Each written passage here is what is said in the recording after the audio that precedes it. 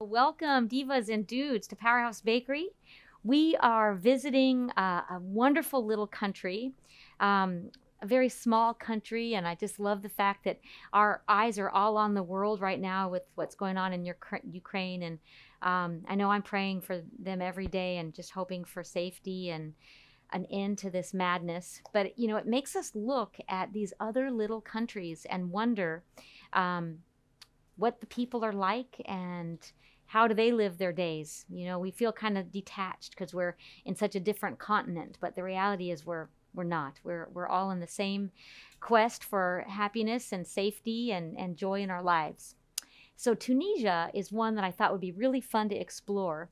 It's a fusion of iconic flavors. When you think about its location, and we're going to talk a little bit about the geography, and I promise I won't make it a geography lesson, but I think it's truly fascinating to kind of see how the culture is embedded in history and, of course, the region, and really understanding where all of its ideas and culture comes from.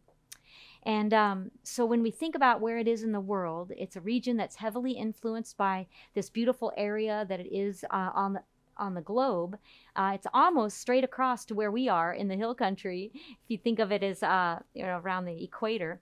But it's a tiny little country, and it has around its border ocean, although it's not a big water mass. It's actually mainly you can see the little inlet there of the Mediterranean, but it also has cultural influences from our neighbor, which is the French and the Italian, which we've been looking at, those cultural influences.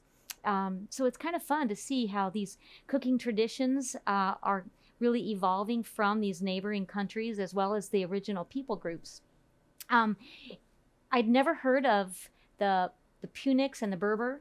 Have you heard of that people group? They're ancient, but nonetheless, they are part of this antiquity of Tunisia. So we'll learn a little bit more as we go. So these are all the countries that make up the Mediterranean. We've got lots of little countries, and some of them are going to be familiar because the Olympics have been there, or we hear, you can come on in.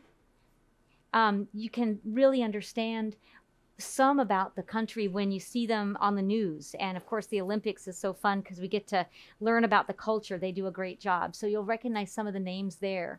Some of them are scary countries like Syria and Libya, and, you know, the people have been oppressed, and, you know, it makes up this area that we think of as beautiful and serene and lots of wonderful cuisine, but there's also a rich history of things that are very tumultuous as well.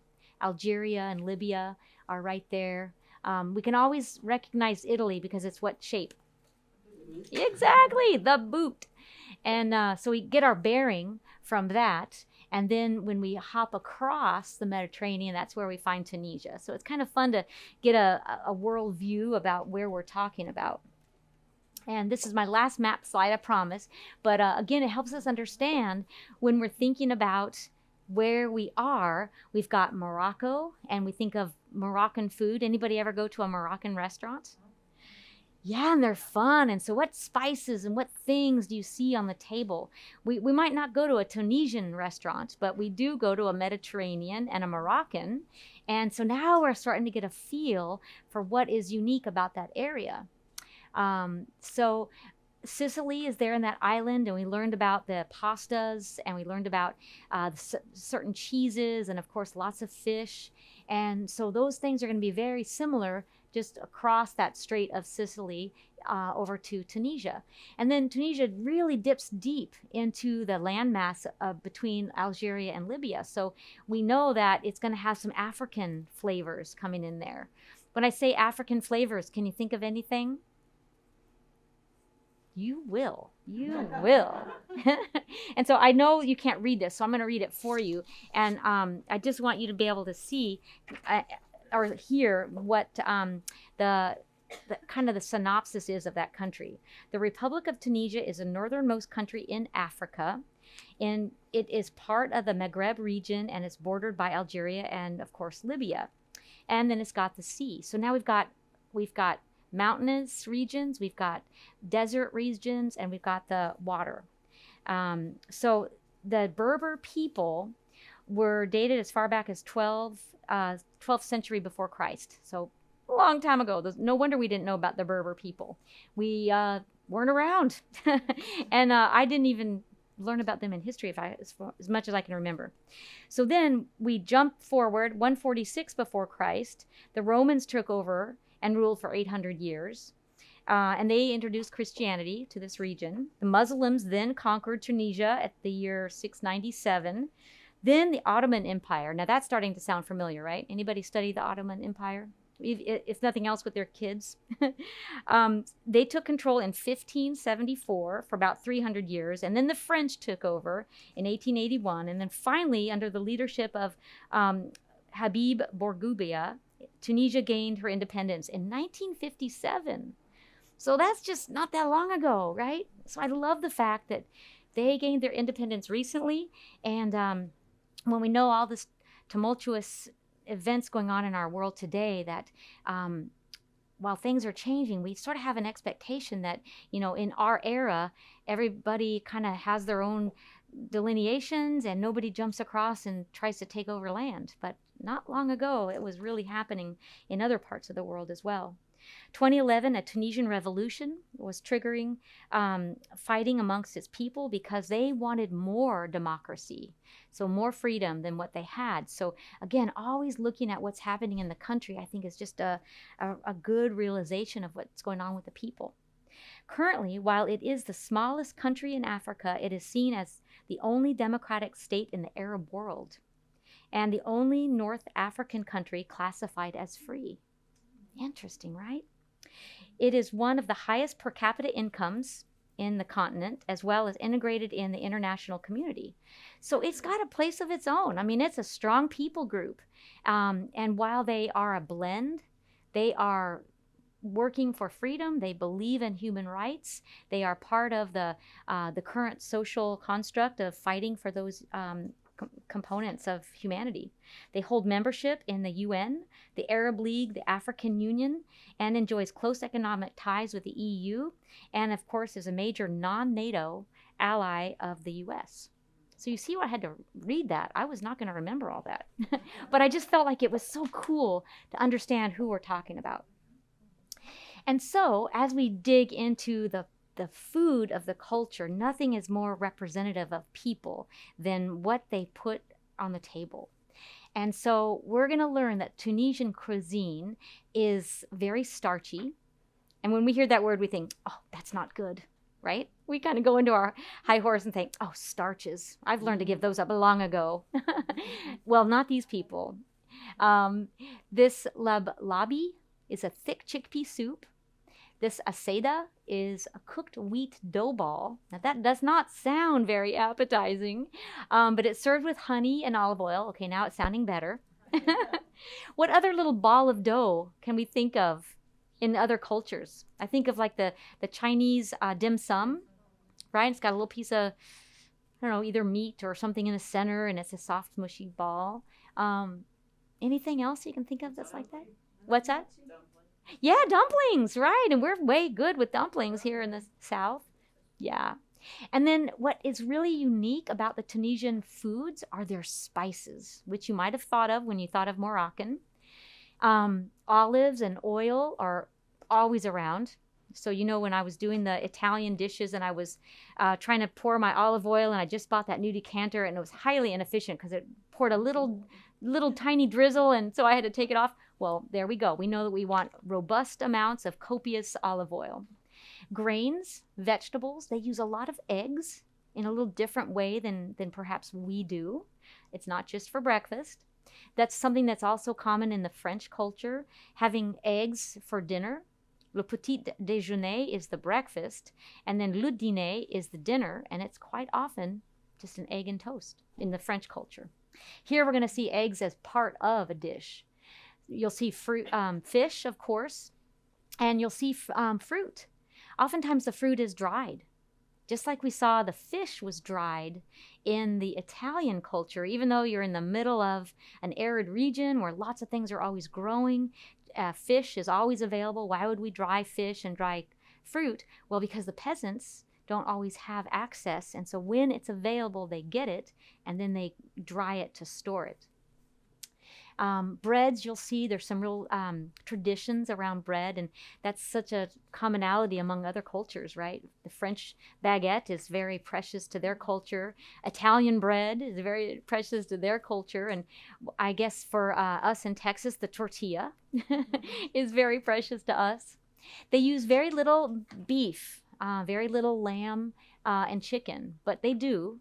Again, it's a region where animals are easily grown because the region is so full of sun and mountains regions, and of course easy to grow animals, but they're still not cheap. And so what kind of do we see in their table, in their pantry? We see lots of nuts, hazelnuts and chestnuts, pine nuts and peanuts. And you know, when I think about, okay, if we were to open up our pantry, would we see an array of nuts there? Probably not, right? I can't tell you how many people I've met and said, you know, would you snack on nuts? And they'd say, well, maybe, not really. Because what are we told to snack on? Snack foods, of course. And snack foods come in a little wrapper, and it tells you on the front what it's good for, and you look on the back, and it tells you the nutrition facts and the ingredients. In cultures where they're living closer to the earth, their snacks are things that are easy to put in your pocket. They don't dry out or they don't get soggy. Nuts are a great way to travel and have a snack. Their fruits also store well. Lemons and oranges, figs, dates, olives, apricots, pomegranates. What they all have in common is they store really nicely. You don't see apples up there and grapes as much, but figs are a great way to have a fresh fig, and then it's a beautiful dried fruit also. So again, when the peasants, and even though currently there's a high per capita income, the foods take a long time to change and evolve. And so the culture really was around these foods that were easy to access, easy to store, and easy to add to things. Layering the flavors is something I say all the time, and this is definitely a characteristic you'll see in the Tunisian cuisine, and really appreciate that, I hope. Notice too on their fish, tuna, calamari, anchovy, sardines, mackerel. What's similar in those types of fishes? High oil content. Are they? They're small fish, yes, which is a good thing for us, you know, health experts. We all know that the small fish that are high in fats means high omegas, right? They don't necessarily choose it for that. They choose it because that's accessible in their region. But they are wonderful as far as nutrient-packed protein sources. And then look at their vegetables: onions, peppers, carrots, chickpea, tomatoes, capers, celery, turnips, and eggplants. How many had turnips in the last week? No? You've got to try our turnips here at Powerhouse. Oh my goodness. I hadn't even had them. We had a client that needed to have some variety in her deal and her meals, and so I bought some rutabaga and turnips, and now I am a huge fan. And so again, it's not in my culture. You know, I don't think I've ever had turnips growing up. I'm 56 years old, and I finally tried them, and it's like, where have you been all my life? I love them. They're so full of peppery flavor. Yeah, I was going to say they're almost like peppery, spicy. Yeah, full of. I usually like bake roast Yes. vegetables, and so I'll get, like you say, a turnip and Yes. and throw it in all my other stuff. I love it because it adds so much interest and intrigue. When I first bought turnips, I went to H-E-B and, you know, looked at the shelf edge. Oh, there it is. Pick it up. You know, I don't really know what I'm looking for. And it's coated with this thick wax. And I thought, well, surely it'll just melt off. So I put it under hot water, and Mary knows it didn't melt off. It was just, I had to scrub it. And I thought, okay, this cannot be the best scenario. So I went and looked again and found some nice little ones. So to this day, I haven't figured out why they would put that on there and on how do you take it off. But my rule is now I'm going to look for the small ones that don't have that on there. But it's just so fun to realize that when we look to other cultures, we gain all this wonderful insight of foods that add so much variety and flavor and nutrients to our own best foods list. And so I'm such a love of that.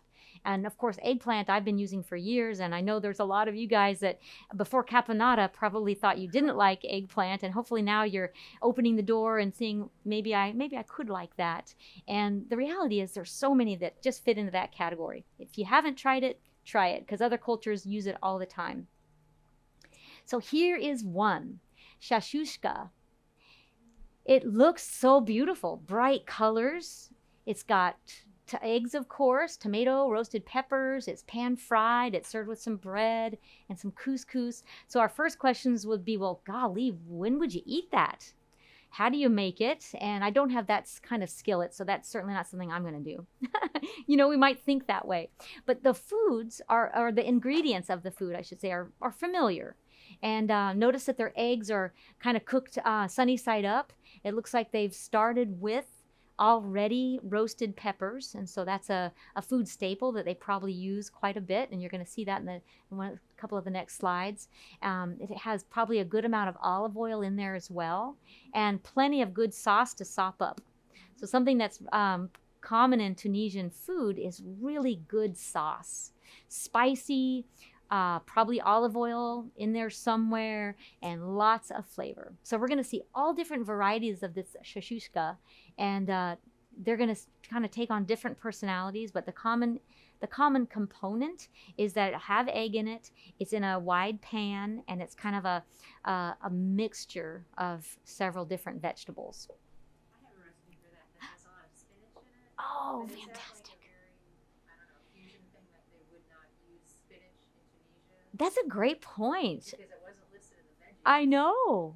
It's really pretty because of the red Oh. and then you have the pretty egg yolk. Yes. Oh, I bet that would be beautiful. So that's a great point. I have not seen any dish with spinach. I'll see if I can find that. Yes, I would love it. And I mean, of course, when you're trying to get a snapshot into a country, we know that there'll be, variations. And I hope that somebody's got some spinach somewhere in that country, but it seems like it's not as common. And mainly, again, because it doesn't preserve well. Here's another one, couscous de poisson. French word, de poisson. And of course, couscous is a very important base food in Tunisian as well as Moroccan. I wanted to make some for you, but I could not find any gluten-free. Anybody know what couscous is? Yeah, we have an Israeli couscous, and then we have more of a classic. It's a tiny little pearl, but it's not a grain. It's really durum wheat. So it's a pasta that when they make it, they rub it, and it comes into little grains. And so I'm going to show you some tricks on how to make it. But this one is a French-inspired version, and these are little fish balls. And of course, harissa is a fantastic condiment. Anybody ever try harissa? Yes, yes. Lots of versions, from mild to super hot. It's just made with peppers, but it also has some elements of citrus and maybe some mint. I have some for you to try today. It's nothing as good as it should be. This was a little spice, actually, that H-E-B had. I couldn't find the actual made harissa. So one of these days I'll make some for you from scratch, and you can really use it. I have made a Moroccan Cornish game hens, and I make a harissa, and it's very spicy, but you add it to other sauces. So then it becomes this wonderful heat that you get to take up and down as you want for a different dish, and it's just your side condiment. So here we've got zucchini, we've got peppers, we've got lots of spices, and this beautiful dish that is including the vegetable, the carbohydrate or the starch, and of course the meat. So pretty. So here is my tricks of making couscous. Before I started Powerhouse Bakery, I used couscous a lot, and I just don't now because of the wheat. But a couple of tricks I've learned. One is the easy part, which is the ratio. So it's always 1-to-1, just like if you were making, well, actually no, rice is 2-to-1, and same as quinoa. So 1-to-1 ratio is important. And make sure that when you are cooking it, you boil the water, and you put your couscous in, you put the lid on, and don't peek, because that steam is really important to make sure that it gets cooked well.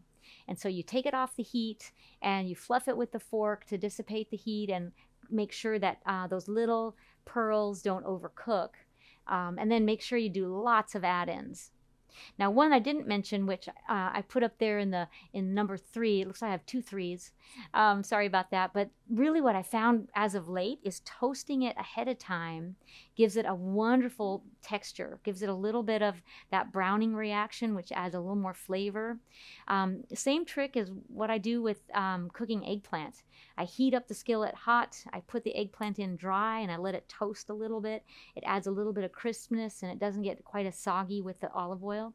Same idea generally now with the couscous, when you do a little bit of crisping up in your hot skillet, it just adds a little more texture. It doesn't tend to get as mushy. And, oftentimes texture is the first thing that when it gets to our palate, it could be something we don't like, is the texture is something we aren't expecting or it feels off. And mushy is not a texture that we typically like. So that's why with this one, you want to be careful. And make sure that you use great flavor in your broth, just like you're using great flavor in making a good rice dish or even quinoa. Expecting it to be a wow with just water and grain, you will not find a wow. It'll be a disappointment. So that's why I created the quinoa spice, and lots of things should go into your water. A bay leaf, a laurel leaf. And so again, they do this in spades. They put lots of flavor in every step. But this was such a beautiful picture. And you can see the parsley and the green onions and probably some mint and onions. So that's really a beautiful way to eat couscous. And here's one all dressed up, and I use the pearl or the Israeli. And anybody ever use this one? The pearl? Sorghum is similar. Same texture on the palate. It's a little round bead, if you will. And this one just has cherry tomatoes and cucumber and mint. Of course, you could add the harissa. And so it's a really just beautiful dish. When would we eat this? Well, really any time. A great lunch, a great addition to a dinner, but also a great little snack.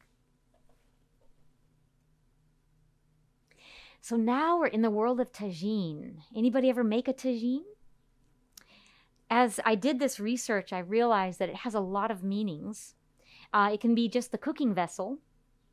Moroccan is going to be very different than, of course, Tunisian as well as Italian. So as we go through these pictures, you'll see that there's beautiful vessels that it's held in, and it's usually some kind of soup, except when we get to, I'm going to flip ahead here. Look at this one.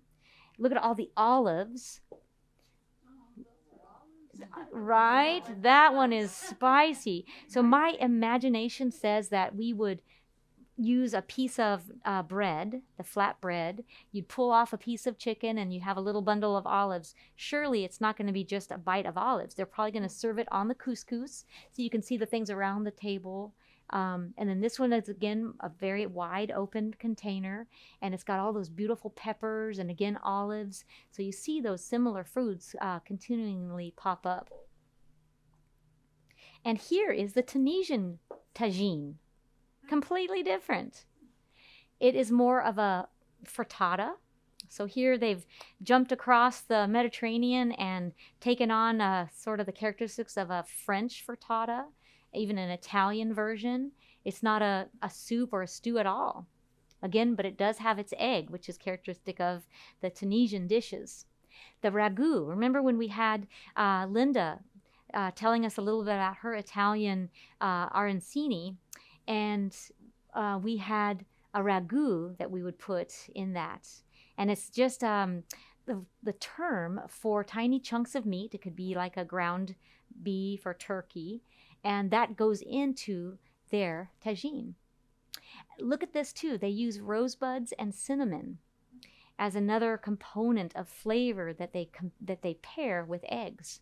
So I thought that was just remarkable. Such an interesting combination of flavors. Borek is another favorite dish that you see in Tunisia. So puff pastry stuffed with veggies and meat.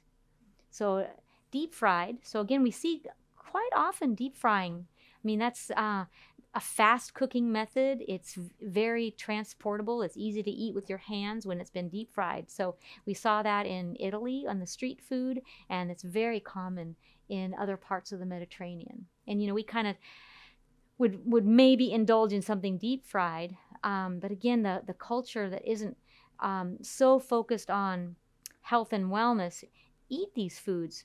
But what do you think is the winning factor, even if they're eating foods that are high in fat? Yes, small amounts, portion control, right? So when we create our best foods list and we talk about the amount, so portion is key, and the cooking style, of course, and the quality of the foods, I think this is really a great example that you can eat those foods. You just have to have very small amounts of them. Here's another beautiful one, again with eggs. Characteristic of street food in Venice, but also here. So codfish, oops, I'm sorry, this is the wrong words. This is still a street food, and it's cooked with all the vegetables down below, and it has all the herbs on top. So this is another tagine. It's a beautiful one. And look at these desserts.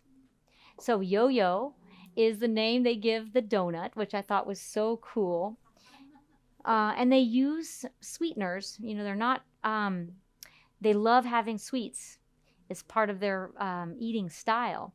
But it's not processed sugar. It's going to be sugars that come from their most natural state. So fresh juices, and of course honey is in a lot of things.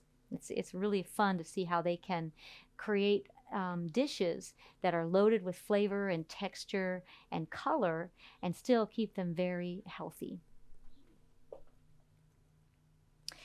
Anybody recognize this? If you didn't see the name, anybody ever have baklava? Yes. I, as a kid, used to make baklava, and we didn't make it like this, though. It was more Greek. It doesn't look like baklava to me. I know. It looks more flat. Yes, with the layers of the phyllo dough. And we used walnuts, and this one is with pistachios. So I just love the fusion of, you know, how the Tunisian twist is really looking at the same type of food that we see in another region of the Mediterranean. And so with the phyllo dough, you brush it with butter or oil, and then you put some honey on there, and then you put another layer of the phyllo dough, and then some nuts. And so it's rich and decadent, but a beautiful celebration. I honestly don't know how they get the little dome on the top. I didn't find a recipe to really dig deeper into that. So that'll have to be some of our homework. We'll have to learn how the baklava is made with more detail. But I just think it's absolutely gorgeous. So let's talk a little bit about the spices. So these incredible spices that make all these dishes kind of their characteristic flair. Usually they're going to have a sweet component. Long ago, the sweet spices were to camouflage meats that were going bad. And so strong flavors became characteristic of a way to kind of, well, it's not that fresh, but we're going to eat it anyway. And so it tells me again that the culture has accounted for that. But the beauty of it is that now they've got this wide variety of wonderful flavors that they use on a regular basis. You know, I can guess that we probably don't use allspice and turmeric and nutmeg and saffron on a daily basis. I even tried to go to H-E-B. I know some stores will sell Baharat. I think that's it. Anybody know how to pronounce that? I tried to find it. I have seen it before at Whole Foods, but I couldn't at my local here, H-E-B. But the cassis bark, anybody want to guess what that is? Yes, very good. It's cinnamon. So there's lots of different varieties of cinnamon. And this one is characterized as the Chinese cinnamon. And of course, when we look back in history, all of the different conquerors of Tunisia, spice trade was a big issue in that region. So who could have and acquire the spices from the Orient and then be able to utilize them? And that was always a big part of who controlled what, and it was about the spices. Cardamon is one we use a lot here at Powerhouse. And, you know, when I was doing the research, I really wasn't thinking per se of different cultures, but I knew that there was a lot to be learned. Years ago when I taught nutrition in California, I taught a class. And of course, in California and the Bay Area, we had lots of different cultures represented in my class. And I learned so much from the Filipino and the Asian of different varieties.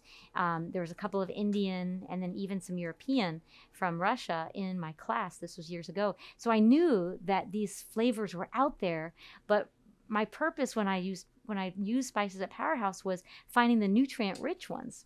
And so it's so exciting to realize that, remember when we did our spices from around the world, pepper is loaded with antioxidants.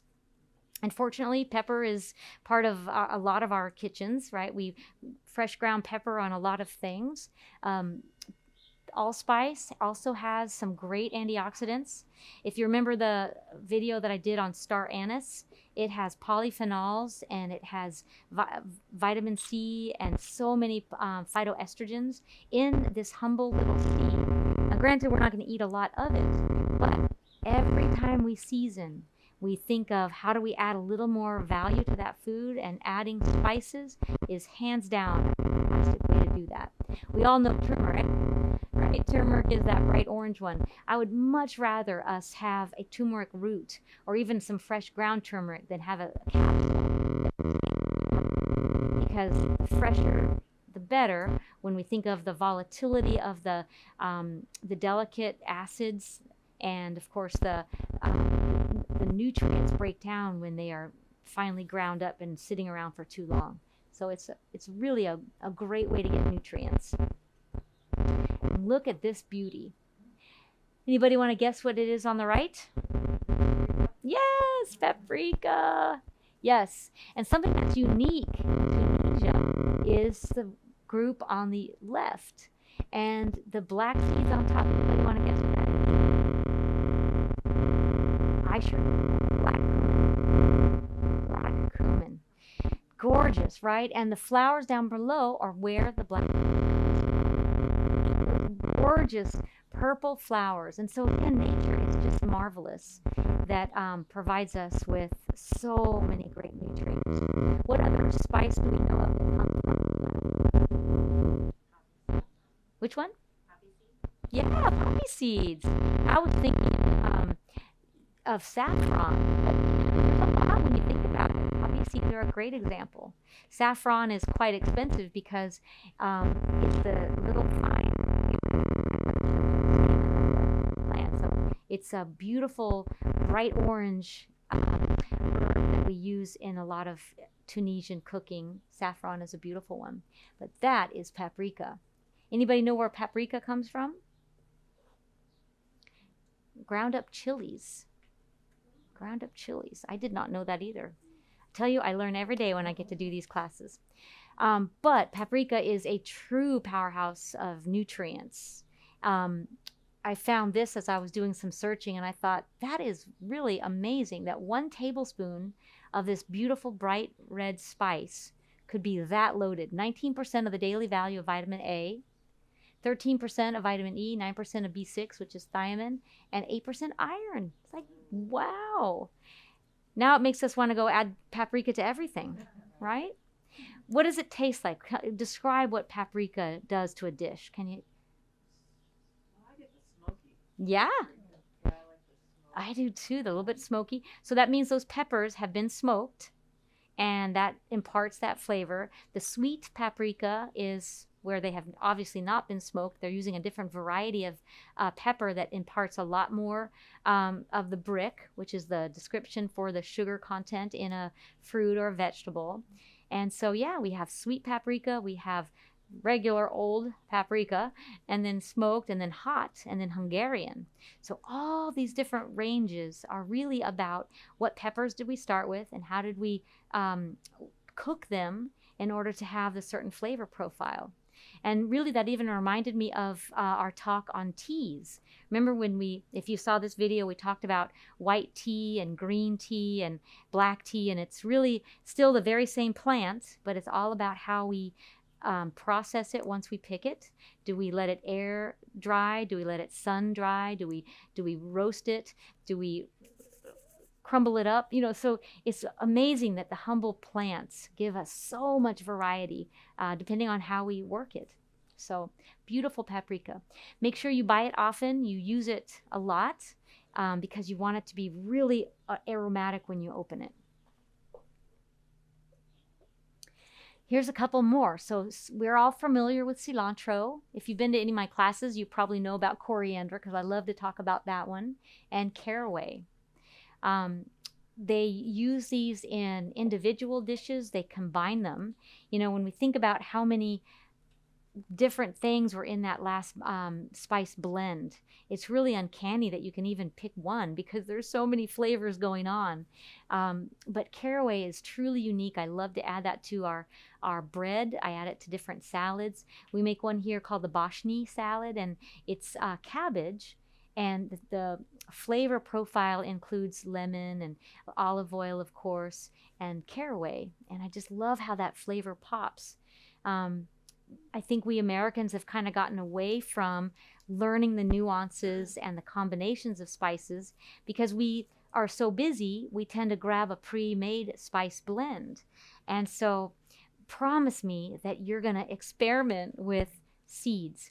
Have you gone into a Middle Eastern or even a Mediterranean restaurant and they have a little bowl at the entrance or the place where you are checking out and it has seeds in it? Yeah. What? Yeah, Indian too. And then you remember what seeds are there? Fennel, caraway, fenugreek. Yeah, and so because they have a bright flavor that is maybe a little mint, but maybe a little licorice, and it's just this great combination that leaves your palate refreshed.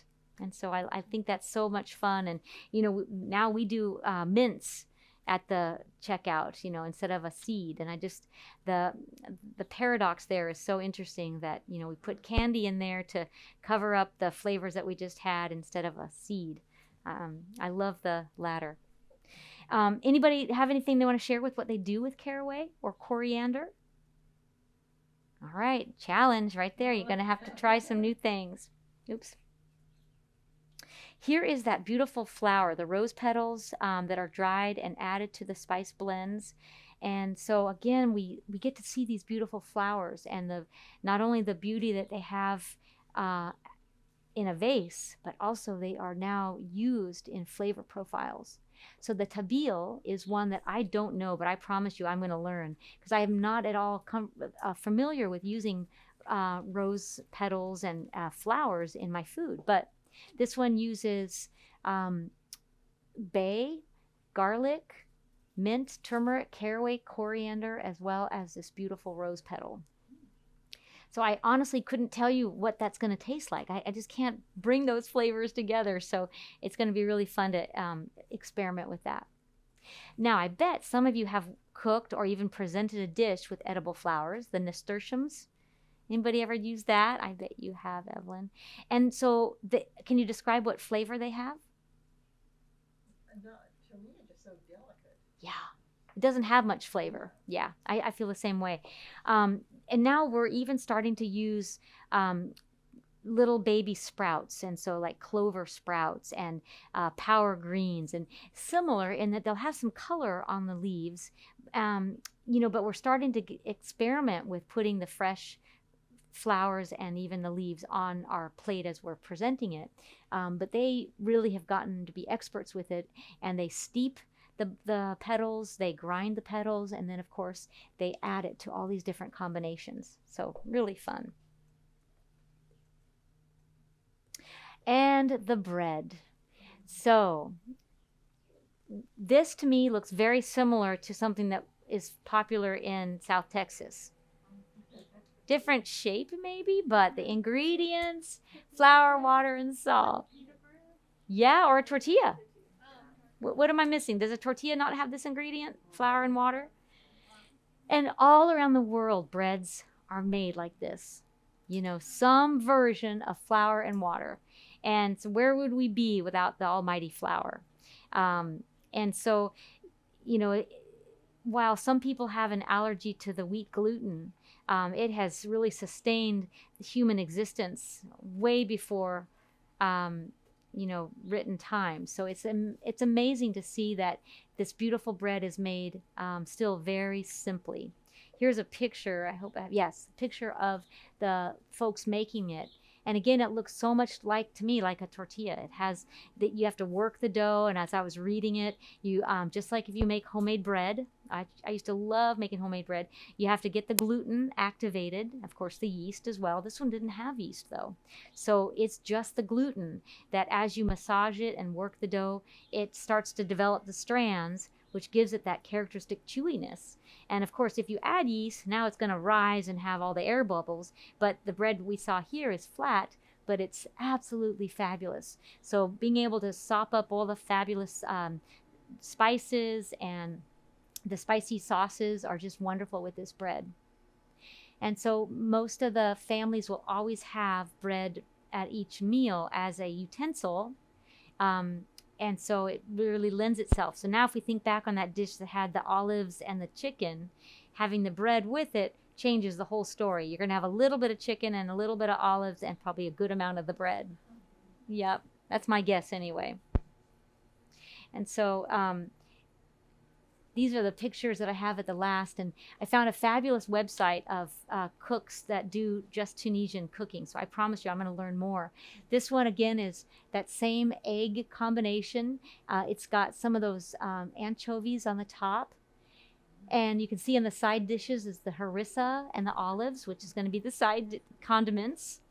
But they really focus on beautiful presentation in these big stoneware, or even in the case maybe here, the metal containers. And I just love the fact that you eat with your eyes, you have beautiful colors and textures and lots of moisture to be able to use your homemade bread to get these beautiful combinations. Pretty neat. So I have a little sample for you, and I'm hoping Miss Bo also had some little forks for us by chance. But this is one that I made for you this morning, and it has harissa, it has tomatoes, mint, red onion, and of course the garbanzo beans. And so it's a really fun dish that I just whipped up, and I will share the recipe with you. It's the one that I use the harissa that is a spice blend. It's not a paste. So just know this is very mild. And remember that harissa has a wide range of heat, from mild to spicy. So I would call this, fairly mild. I added a good amount of olive oil and a little bit of salt. So I'm going to pass them around. And for you guys that are watching the video, come see me soon and I'll share some of this beautiful garbanzo bean dish from Tunisia.